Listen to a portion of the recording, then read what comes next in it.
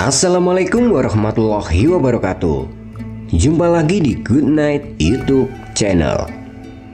Apa kabar nih teman-teman? Semoga kalian menonton video ini selalu diberi kesehatan dan dilancarkan rezekinya. Pada kesempatan kali ini, aku akan menceritakan sebuah kisah horor dan sangat menyedihkan yang ditulis oleh Loka Rehana. Sebelumnya aku mau jelasin dulu nih. Loka Rehana adalah seorang indigo. Dia bisa menulis cerita ini karena dia mendatangkan sosok itu langsung melalui mediasi. Ini adalah kisah yang benar-benar horor dan sangat menyentuh hati. Sebelumnya aku mau mengucapkan banyak terima kasih kepada Teteh Loka Rehana yang udah mengizinkan aku untuk menceritakan pengalaman horor ini. Seperti apa ceritanya? Simak video ini sampai selesai. Tokoh utama dalam cerita ini adalah Ashila Damayanti Monata. Udah disamarkan ya. Good night.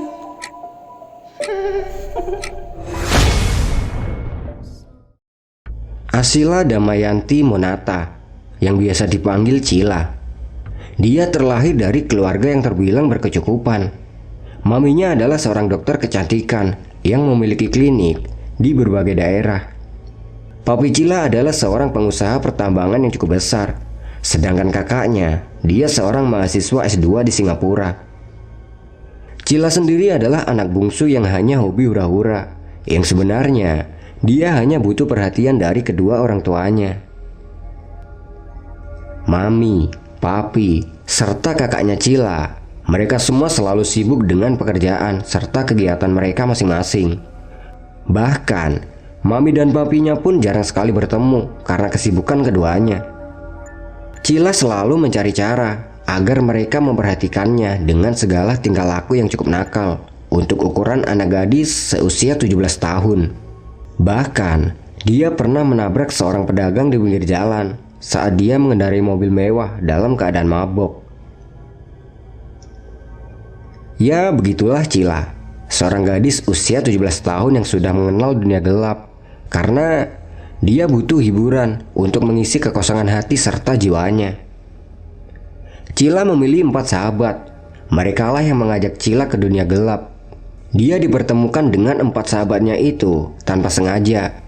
Mereka bertemu di sebuah mall ternama di kotanya. Karena melihat mereka yang begitu kompak dalam segala hal, terutama kesenangan mereka. Usia mereka 5 tahun di atas Cila. Suatu ketika, di rumah mewahnya Cila, papinya Cila memergoki Cila sedang pulang pagi dalam keadaan mabok, sambil mengeluarkan semua isi hati dengan kata-kata kasar dan berteriak-teriak, hingga membangunkan mami Cila di pagi itu. Selama ini mereka tidak pernah peduli dengan tingkah laku Cila. Mereka hanya bisa membayar semua perbuatannya dengan uang mereka. Itulah yang membuat Cila semakin benci dengan keadaan ini. Tidak ada kasih sayang yang tulus dari mereka untuknya. Ya ampun Cila, apa yang kau lakukan nak? Kenapa kau mabuk begini? Usiamu masih muda nak. Ucap sang ayah sambil terus merangkul Cila menuju kamar tidurnya. Lalu, dalam keadaan mabuk, Cila menjawab, papi mami udah pulang. Cila pikir kalian lupa sama Cila. Lalu mami menjawab, sudah, sekarang kamu tidur dan istirahat. Nanti kita bicara lagi. Masih dalam keadaan mabok, aku menjawab, kalian hanya orang tua yang bisa membayar kasih sayang kalian dengan materi. Mereka pun meninggalkan Cila di kamar yang sudah tertidur. Menjelang siang, Cila bangun dari tidurnya. Lalu dia membersihkan diri. Setelah itu, dia menuju ruang makan. Dia berharap dia bisa makan bersama dengan kedua orang tuanya. Dengan riang, Cila menuruni tangga rumahnya untuk menuju ruang makan dengan hati bahagia. Karena siang ini dia akan makan bersama dengan kedua orang tuanya.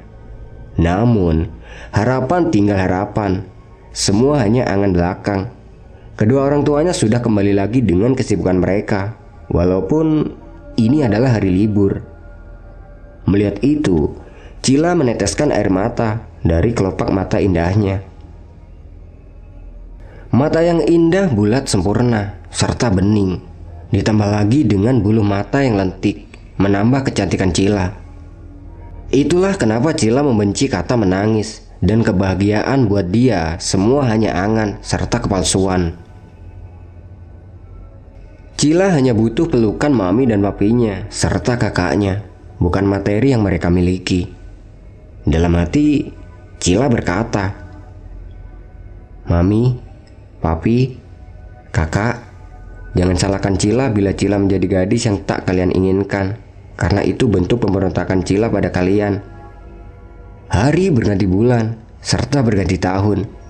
Cila bahkan menjadi wanita yang semakin liar dan nakal.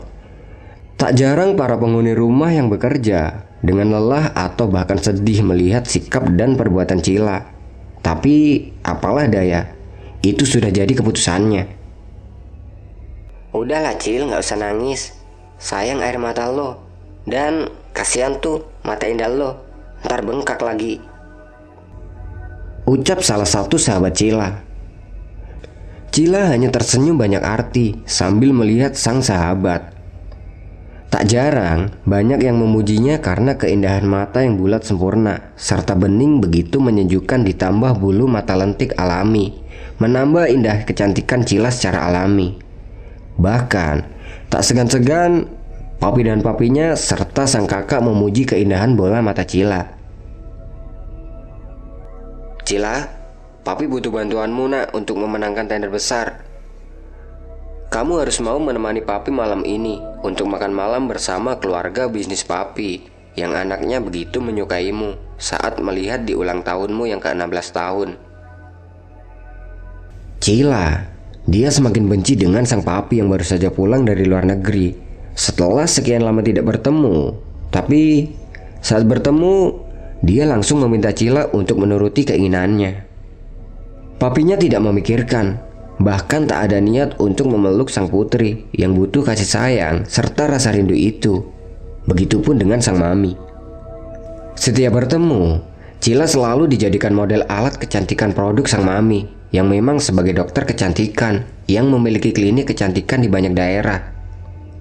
Tak ada pelukan hangat untuk Cila, hanya tuntutan dia harus menuruti keinginan mereka. Begitupun dengan sang kakak. Sikap mereka lah yang semakin membuat Cika muak. Bahkan para sahabat pun demikian. Mereka mau bersahabat dengan Cila karena Cila cantik dan kaya. Tidak ada ketulusan. Pada suatu hari, Cila mengalami hal yang mengubah dunianya semakin kelam. Di dalam kamar sambil menatap dirinya ke cermin, dia memperhatikan keindahan dirinya, terutama bola mata yang dianggap lebih berharga ketimbang dirinya. "Hei cermin, gimana kalau bola mata ini kucongkel? Apakah mereka semua masih mau berdekatan denganku atau malah menjauh?" ucap Cila sambil mengusap dua kelopak mata indahnya. Air mata terus menetes dari balik kelopak mata indah itu. "Ya Tuhan, adakah yang benar-benar menyayangiku kelak di saat bola mata indah darimu ini kuhilangkan secara paksa?" Dalam gelapnya malam dan kesunyian yang mencekam, di kamar, Cila hanya diterangi oleh lilin yang ia letakkan di bawah cermin itu. "Bodoh kau bila harus melukai mata indahmu sendiri. Cukup hancurkan saja kebahagiaan mereka dengan cara yang bisa membuatku puas melihatnya." Bisikan iblis yang terdengar di penjuru kamar Cila hingga membuat Cila sadar dari pikiran bodoh dan menyalakan lampu kamarnya. Rasa takut serta gelisah menghantui Cila yang saat itu seorang diri di kamar setelah mendengar suara bisikan yang begitu membuatnya takut. "Dasar gadis bodoh, hanya segitu nyalimu." Sosok yang tidak menampakkan wujudnya pergi meninggalkan kamar Cila bersamaan dengan angin serta bau busuk hingga membuat foto keluarga di kamar Cila terjatuh dan hancur. Sambil berjalan, Cila mengambil bingkai foto keluarganya dan berkata dalam hati, "Sosok apa itu? Apa itu yang dinamakan jin atau iblis?" Ucap Cila dalam hati sambil menggeleng kepalanya. Cila berusaha meyakinkan diri untuk tetap berpikir positif. Setelah dirasa cukup tenang, Cila pun beranjak tidur. Harapan serta keinginan yang sama ia ucapkan sebelum tidur, yaitu dia berharap esok hari orang tua serta sang kakak bisa ada di rumah dan bisa berkumpul dalam meja makan. Ya, harapannya sederhana sih, tapi begitu bermakna buat Cila. Keesokan harinya, Cila terbangun saat bibi yang selama ini mengurus dan merawatnya membangunkannya dari tidurnya untuk sarapan pagi. Non Cila, ayo bangun, udah siang, sarapan dulu. Ucap sang bibi. Cila pun terbangun dan menarik napas. Ternyata semuanya sama. Tidak ada panggilan dari sang mami. Justru si bibi lah yang setia bersamanya. Iya Bi, Cila udah bangun, nanti Cila turun. Baik Non. Cila pun beranjak dari tempat tidur untuk membersihkan diri. Saat hendak membuka pintu kamar, tiba-tiba ada benda jatuh dari arah meja riasnya dan terdapat tulisan.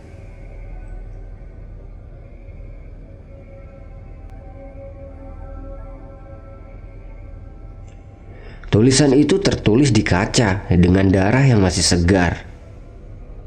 Cila terkejut akan tulisan itu, tapi dia berusaha untuk tidak menghiraukannya dan turun ke ruang makan untuk sarapan pagi. Sesampai di ruang makan, Cila duduk sambil melamun. Ia sendiri tidak mengerti dan tidak paham apa yang sebenarnya ia lamunkan. Dia merasa aneh dengan kejadian semalam dan tadi pagi, tapi dia berusaha untuk tidak memikirkannya. Tapi bisikan serta tulisan darah itu terus terngiang di pikirannya. Non, kok sarapannya diaduk-aduk doang? Non gak suka nasi goreng ya? Ucap sang bibi. Lalu Cila menjawabnya. Enggak kok Bi, Cila suka. Cuma Cila lagi kangen aja sama mami papi dan kakak. Mereka kapan pulang? Cila gak suka sepi begini. Ucap Cila sambil sedih, sambil mengusap air mata yang jatuh dari bola mata indahnya. Udah tuh Non, jangan sedih. Doakan saja mereka cepat pulang dan berkumpul dengan Non di sini. Ucap sang bibi dan berusaha menghibur sang anak majikannya. Ya udah Bi, Cila mau keluar dulu ya, main sama teman-teman. Loh, Non Cila nggak sekolah? Enggak Bi, Cila nggak mau pinter kayak kakak. Ntar Cila dikirim ke luar negeri biar bisa sekolah di sana. Cila mau di sini aja sama Bibi. Ucap Cila sambil memeluk sang bibi. Lalu sang bibi menjawab. Gak boleh gitu Non. Non Cila harus sekolah biar pinter dan disayang mami papi sama kakak. Mereka gak akan sayang Cila Bi. Mereka lebih sayang harta mereka. Ucap Cila sambil tersenyum menutupi luka di dalam hatinya. Cila pun pergi meninggalkan rumah dengan menggunakan mobil pribadinya. Dalam keadaan galau, Cila menangis jadi-jadinya hingga dia tidak sadar memacu kendaraan dengan kecepatan tinggi hingga dia tidak dapat mengendalikan mobil dan menabrak seorang wanita dan pembatas jalan. Mobil itu pun terguling berkali-kali hingga membuat Cila tergencet di dalam badan mobil. Cila, dia merasa tubuhnya kaku dan semua gelap, bersama tetesan darah yang mengalir dari kepalanya. Para warga yang mengetahui kejadian itu, mereka berusaha membantu dan mengevaluasi korban, termasuk Cila yang saat itu kondisinya sedang pingsan karena luka di kepalanya cukup parah, ditambah sebagian tubuhnya tergencet badan mobil.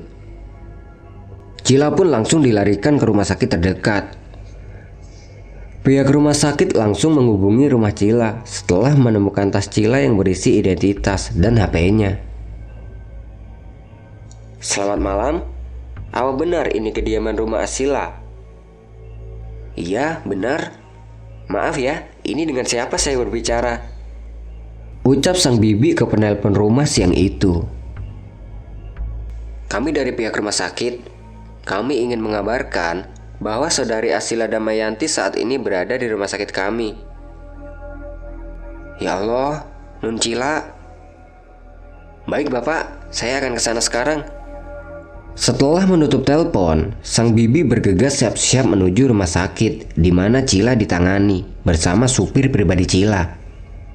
Sang supir pun terkejut dan merasa bersalah. Andai dia terus melarang Cila membawa kendaraan sendiri, mungkin musibah ini tidak akan terjadi. Setelah beberapa saat, bibi dan supir itu tiba di rumah sakit. Lalu, dia menanyakan keberadaan sang majikan. Mereka terkejut melihat Cila yang masih dalam keadaan pingsan dengan berbagai luka di sekujur tubuhnya. Ya Allah, Neng Cila, kenapa bisa begini? Ucap sang bibi menghampiri Cila yang terbaring lemah di tempat tidur rawatnya dengan berbagai selang di tubuhnya. Setelah mengetahui kondisi Cila yang begitu parah, dokter pun memutuskan agar Cila menjalani beberapa operasi. Mendengar hal itu, bibi dan supir Cila hanya bisa menangis dan berdoa. Lakukan yang terbaik untuk Non Cila ya dok, ucap sang bibi. Dokter pun segera mempersiapkan segala keperluan untuk melakukan tindakan operasi untuk Cila. Supir pribadi Cila berusaha menelpon kedua orang tua Cila, tapi telepon mereka bernada sibuk. Begitupun dengan sang kakak Cila. Ya Allah Bi, ini Tuan dan Nyonya serta Aden gak bisa dihubungi. Nomornya pada sibuk. Gimana atuh nih? Ucap sang supir kepada bibi. Lalu bibi menjawabnya. Ya udah, sekarang kita berdoa saja. Semoga operasi Non Cila lancar dan semua baik-baik saja. Ucap sang bibi berusaha menenangkan keadaan.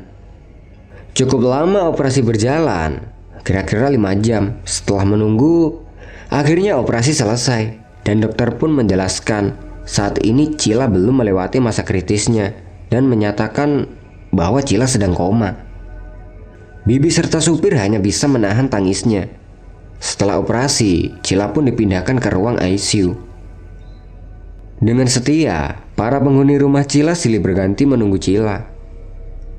Pada saat malam ketiga, Cila masih koma dan bibi tidak bisa menemani Cila karena dia harus beristirahat mengingat kondisi tubuhnya sudah lelah. Dan di sisi lain, Cila sedang berada di alam lain. Cila sedang berjalan di sebuah tempat yang begitu gelap, pengap, serta bau anyir dan sisa-sisa darah yang berceceran di tembok dinding ruangan itu. Melihat keadaan itu, Cila berucap, Di mana aku? Kenapa tempatnya begitu menjijikan? Kau tak usah takut, karena mulai sekarang disinilah tempatmu. ucap sosok wanita dengan sangat menyeramkan dan bermata satu, dan bagian sebelah mukanya hancur dan banyak belatung di sekujur tubuhnya. Mendengar suara itu, Cila menjawab, Apa maksudmu? Siapa kamu? Inilah aku yang akan memiliki bola mata indahmu.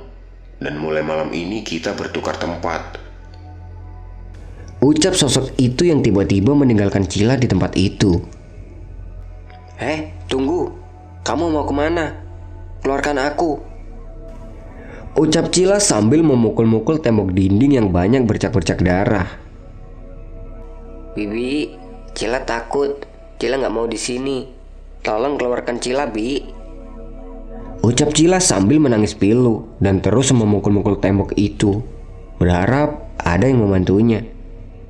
Namun, di tempat lain, sosok iblis itu merasuki tubuh Cila dan tubuh itu tiba-tiba terbangun dengan tatapan kosong sambil berjalan menuju kamar jenazah.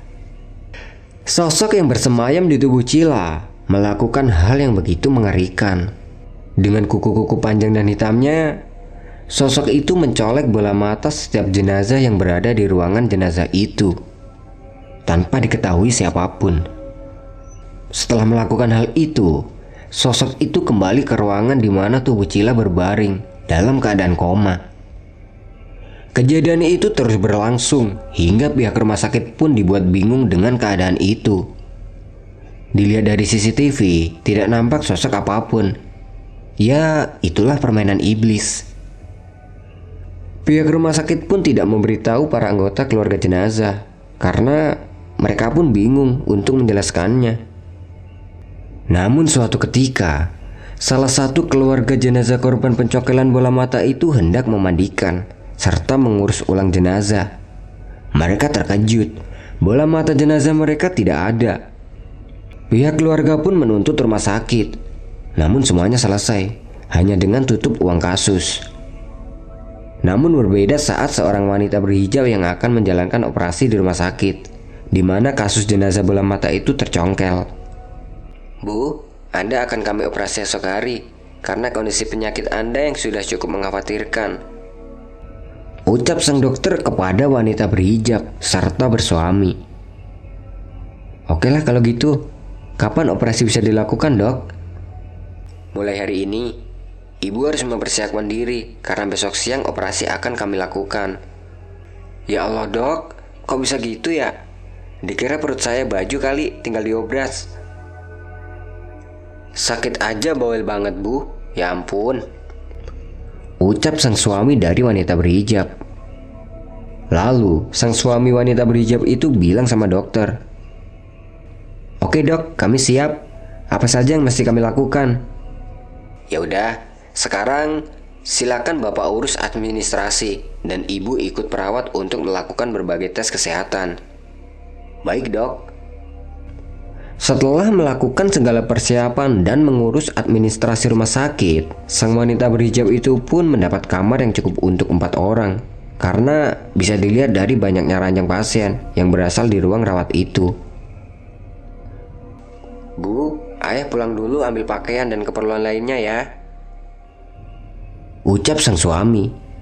Lalu wanita berhijab itu menjawab, Iya ya, jangan lama-lama. Terus, jangan lupa singkong rebus dibawa. Ingat bu, tadi suruh puasa sama dokter, jangan makan keras-keras dulu. Ya udah deh, ucap wanita hijab itu dengan pasrah. Lalu suami wanita berhijab itu pun pulang ke rumah untuk mengambil beberapa keperluan sang istri. Sedangkan sang wanita berhijab yang saat itu sedang berbaring di ranjang di ruang rawat, dia hanya bisa beristighfar dalam hati. Di ruang rawat itu semua ranjang pasien terisi penuh. Keadaan ruangan juga cukup aman.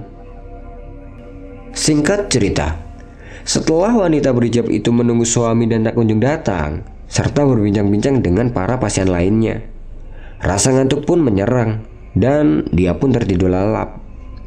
Dalam keadaan tidur, sang wanita berhijab itu bermimpi melihat seorang wanita yang cantik seperti terkurung dalam sebuah ruangan sangat gelap, pengap, bau anyir darah, serta banyak sekali bercak-bercak darah di tembok yang mengelilingi wanita cantik itu. Suara sayup-sayup pun terdengar jelas. tolong teteh, tolong, Cila mau pulang, Cila takut, tolong teteh, tolong. Setelah mendengar suara itu, wanita berhijab itu pun terbangun dari tidurnya dengan bercucuran keringat. Saat ia bangun, sang suami pun sudah tiba dan coba menenangkan wanita berhijab itu. Istighfar bu, selawat, ada apa lagi? Itu ya, itu ada wanita yang terkurung, kasihan. Udah, sekarang fokus ya buat kesehatan ibu nanti. Kalau udah oke, baru kita bantu dia. Besok mau dioperasi loh.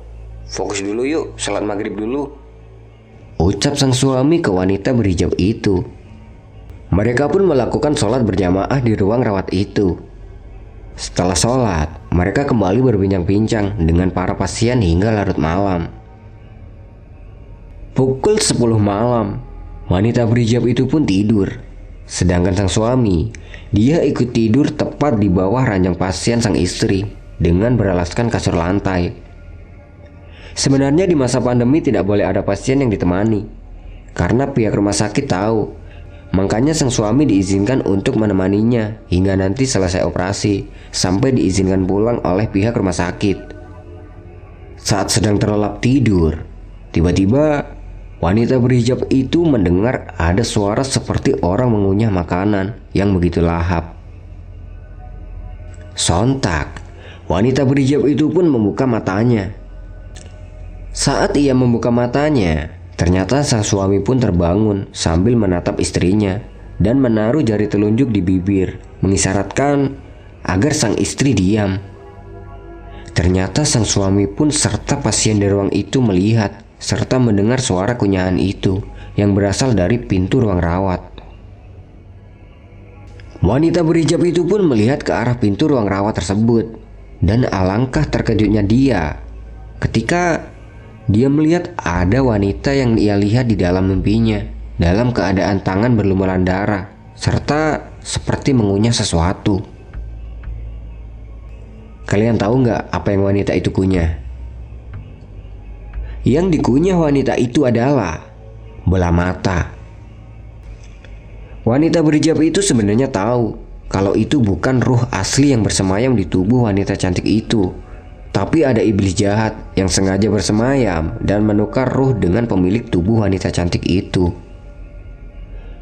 Kejadian itu cukup membuat wanita berhijab itu menahan nafas. Tidak beberapa lama kemudian, sosok itu berjalan meninggalkan ruangan bersama bau busuk yang menyengat. Bahkan saking busuknya bau itu, salah satu pasien di ruangan itu mual-mual. Itulah mbak yang setiap malam datang menghantui kami. Sosok wanita itu hanya berdiri di depan kaca pintu, lalu dia pergi begitu saja. Makanya besok saya minta izin pulang. Nggak apa-apa deh pemulihan di rumah aja, daripada melihat sosok itu terus, ucap salah satu pasien di ruang rawat itu. Wanita berhijab dan suami hanya saling bertatap dalam diam. Lalu mereka mengutus untuk kembali beristirahat. Menjelang subuh, sang suami membangunkan sang istri untuk pamit sholat subuh di masjid rumah sakit. Sang wanita berhijab itu pun bangun dibantu oleh suami untuk bersih-bersih dan berwudu. Setelah itu, sang suami pergi menuju masjid. Saat sang suami selesai sholat di masjid milik rumah sakit, dia bertemu dengan seorang polisi yang tak lain adalah Satria. Loh bang, di sini ngapain? Covid lo ya? Ucap akrab Satria ke suami wanita berhijab itu. Sembarangan lo, ada nggak ada akhlak. Nih teteh kesayangan lo sakit, sibuk banget sih lo. Serius bang? Teteh sakit apa? Bisa sakit juga tuh orang. Ucap canda Satria. Teteh lo tuh songong amat. Iya maaf, sensi amat kayak ama perawan. Lo mau nengokin teteh nggak? Maulah, ntar kagak ditengokin dia ngamuk. Lalu jatah THR gue dibegal tahun ini. Ya udah, ayo. Mereka pun berjalan beriringan menuju ruang rawat inap wanita berhijab itu. Setelah sampai di ruang rawat wanita berhijab itu, Satria merasakan ada sesuatu yang membuat hatinya tidak nyaman. Bang, si teteh dari kapan masuk rumah sakit ini? Baru kemarin siang. Kenapa emang? Berarti baru semalam doang di sini. Ada kejadian apa emang? Kok kayak horor? Ucap Satria ke suami berhijab itu. Jangan banyak nanya deh lo. Gue nggak mau tahu. Hari ini teteh operasi dan lo wajib nemenin gue. Ucap suami wanita berhijab itu. Iya bang, iya. Gue juga ditugasin di sini kok dalam penyelidikan kasus. Kasus apa emangnya? Kasus jenazah yang bola matanya hilang bang. Kasus jenazah yang bola matanya hilang bang, hampir tiap malam. Tapi di CCTV dicek, tidak ada pelakunya. Ya ini mah gue udah tahu. Udah nyambung dah pokoknya ke sono. Udah yuk masuk, ntar teteh lo ngedumel lagi kelamaan abang tinggal. Ucap sang suami wanita berhijab itu lagi. Mereka pun masuk ke ruang rawat wanita berhijab itu. Saat masuk ke ruangan, ternyata di situ sudah ada dua suster yang sedang mempersiapkan wanita berhijab itu untuk melakukan pemeriksaan tahap akhir sebelum melakukan operasi. Lalu Satria berucap, Assalamualaikum teteh, gimana kabarnya? Tidurnya nyenyak kah? Maaf, pasien sudah akan kami bawa ke ruang operasi. Jawab dari sang suster. Lalu, suami wanita berhijab itu bertanya pada suster. Sus, izinkan kami sebentar untuk berdoa ya. Oh, silakan Pak. Satria, wanita berhijab, serta suami berdoa bersama. Lalu, mereka pun beriringan mendorong ranjang pasien menuju ruang operasi dan berharap operasi berjalan lancar. Setelah beberapa jam, akhirnya operasi selesai, tepatnya menjelang malam. Dengan sabar Satria serta suami wanita berhijab itu menunggu dan menemani wanita berhijab agar sadar dari obat biusnya. Dalam keadaan yang tidak sadar itu, wanita berhijab bertemu dengan Cila, gadis cantik yang terkurung dalam tembok yang penuh bercak-bercak darah dan bau amis serta gelap. Hai Teh, kita ketemu lagi. Teteh cepat pulih ya, biar bisa bantu Cila pulang. Sebenarnya kamu siapa? Kenapa bisa terjebak di alam sini? Aku terperangkap dalam kebencianku, Teh. Aku benci kepada kedua orang tua yang tak pernah sekalipun memberikan waktunya untukku. Mereka hanya sibuk dengan urusan mereka masing-masing. Ada iblis yang begitu menyukai mataku ini. Ucap Cila memberikan penjelasan kepada wanita berhijab itu sambil meneteskan air matanya. Lalu, wanita berhijab itu bilang pada Cila, Jangan menangis, kamu pasti bisa keluar dari sini. Aku nggak bisa Teh, aku terkurung di sini dengan mata ini, karena mata ini miliknya. Maksudmu apa? Sosok itu akan hadir kepada siapa saja yang memiliki mata indah, serta dipuja-puja akan kecantikan matanya. Dia menguasai tubuhku untuk meningkatkan energi negatif dengan memakan bola mata pada mayat. Sebenarnya itu adalah sosok pemuja iblis, yang apabila ia memakan mata jenazah sebanyak syarat yang ditetapkan sang raja iblis, ia bisa kembali menjadi manusia normal, Teh. ucap Cila menjelaskannya. Lalu, dengan kaget, wanita berhijab itu berucap, Innalillahi, masa ada di zaman sekarang hal begituan? Serem amat. Ya begitulah Teh, tanda dunia akan kiamat. Sumpah ini gak masuk akal. Lah, selama ini yang Teteh lakuin emang gak masuk akal. Buktinya kayak kita ngobrol begini, padahal kita gak saling kenal. Iya sih. Terus, bagaimana semua ini bisa dihentikan? ucap wanita berhijab itu kepada Cila. Dengan tersenyum manis, Cila berkata, Teteh gak usah khawatir. Tumbal terakhir adalah Cila. Tergantung Cila mau memilih ikut atau dengan rela memberikan bola mata Cila ke sosok itu. Cila, jangan ngaco deh. Kamu masih bisa kembali ke tubuhmu, Cil. Orang tuamu juga menantimu. Cila ini melakukan kebaikan, walaupun caranya salah, Teh. Biarkan Cila ikut dengan sosok itu dan terjebak selamanya di sini, agar tidak ada lagi jasad-jasad yang kehilangan bola matanya. ucap Cila sambil tersenyum tulus dan ikhlas, terpancar dari bola mata itu. Cila hanya mau berpesan, tolong sampaikan kepada Bibi serta supir yang menjaga Cila agar selalu datang di makam Cila dan jangan lupa mendoakan Cila. Ketenangan Cila ada di kalian yang dengan tulus dan ikhlas mengirim lantunan surat indah, yaitu Al-Fatihah buat Cila. Maka Cila di sini akan tenang, Teh. Ucap Cila yang sambil mengusap air mata wanita berhijab itu yang menangis mendengar tulus hati Cila. Lalu, wanita berhijab itu berucap, Pikirkan lagi, Cila. Pikirkan Teteh. Ikut yuk sama Teteh. Enggak, Teh. Itu sudah jadi syarat dan janji Cila kepada sosok itu, agar semua ini bisa berakhir, yaitu teror si wanita mata satu itu, Teh. Boleh Cila peluk Teteh untuk terakhir kalinya? Mereka pun berpelukan. Lalu, Cila membisiki sebuah kalimat yang begitu membuat wanita berhijab itu semakin pilu. Cila akan selalu ada buat Teteh di sini, di hati Teteh. Sambil menunjuk tepat di hati wanita berhijab itu. Seketika semua terang, bersama sadar wanita berhijab itu dari pasca operasi. Setelah sadar, wanita berhijab itu langsung meminta air putih. Dengan telaten, sang suami memberikan minum kepada wanita berhijab itu. Wanita berhijab itu pun menatap wajah sang suami serta Satria, dan ada sosok Cila juga yang berdiri di ambang pintu sambil melambaikan tangannya dan tersenyum. Tak beberapa lama, alat bantu Cila berbunyi panjang, menandakan Cila telah meninggal setelah sebulan mengalami koma. Cila, gadis cantik bermata cantik itu pergi meninggalkan dunia dalam keadaan ikhlas. Sang bibi serta supir pun mengiringi kepergian Cila dengan air mata kepiluan. Sampai Cila akan dimakamkan, kedua orang tua Cila pun tidak hadir karena kesibukan mereka. Apakah harta lebih berharga daripada anak?